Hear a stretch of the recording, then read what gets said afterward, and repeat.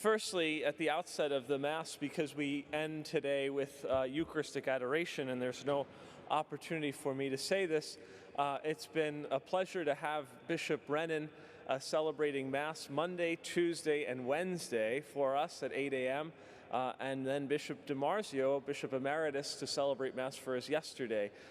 It does not mean that I was off on my own vacation, since I'm the only one left here. It's been great to have their help, as I've had to help out celebrating morning Mass at St. Teresa of Avila this week as well. So it has been a blessing to have our diocesan bishop for pretty much the almost entirety of the week, and then our retired Bishop Emeritus DiMarzio yesterday. So I'm very grateful for their support and their assistance this week. Today, the church celebrates a memorial of the saint, St. Mary Magdalene. This feast day was raised to the elevation of memorial by Pope Francis. Originally, it was a feast day, and a memorial is of a higher ranking. It's celebrated by the Universal Church, the life and the example of St. Mary Magdalene. She's known as the apostle to the apostles, which is a beautiful sentiment, a beautiful phrase, a beautiful title. Why is she the apostle to the apostles? Well, it was Mary Magdalene to whom Jesus appeared, the resurrected Christ appeared, and sent Mary Magdalene, sent this woman to the apostles to announce the great news of the resurrected Christ, to announce the great news that Christ had conquered death on that Easter morning. And so Mary Magdalene is known as the apostle to the apostles.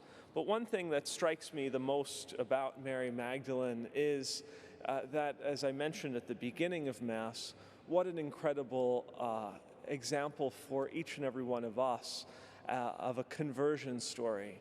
It was Mary Magdalene, it was the same Mary Magdalene that was being persecuted by the crowds as Jesus met her and began, as we remember in the scriptures, to kneel down in the sand and begin to write in the sand.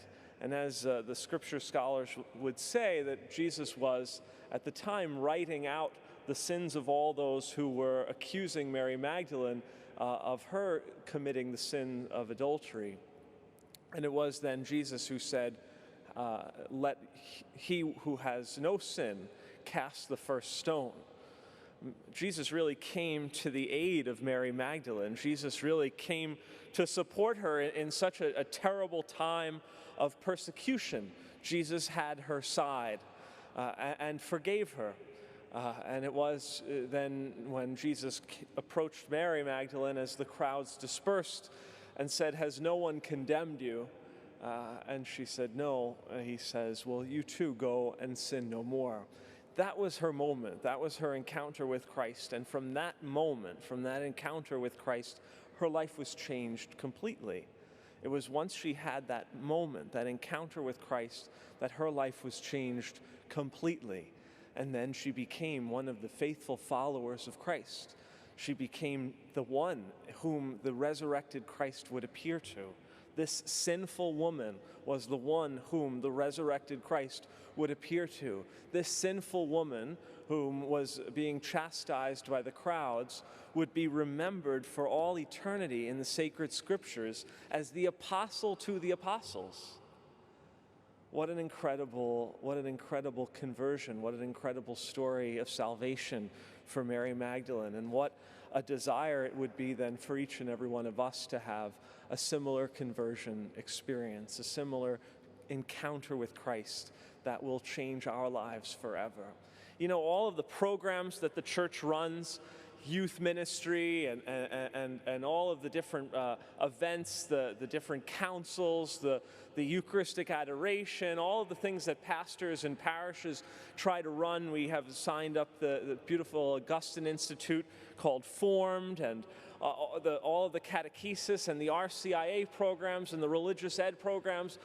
all of the evenings of prayer, all of the Legion of Mary, the Knights of Columbus, the Ancient Order of Hibernians, the this, the that, the Rosarians, the Altar Society, the Holy Name Society. All of these events, all of these activities seek to help children, young adults, adults, grandparents to encounter Christ. That's all they really seek to do. They seek to help to make that encounter with Christ. Because if we truly have an authentic encounter with Christ, our lives too will be changed. If we truly have an authentic encounter with Christ, as Mary Magdalene did, our lives too will be changed.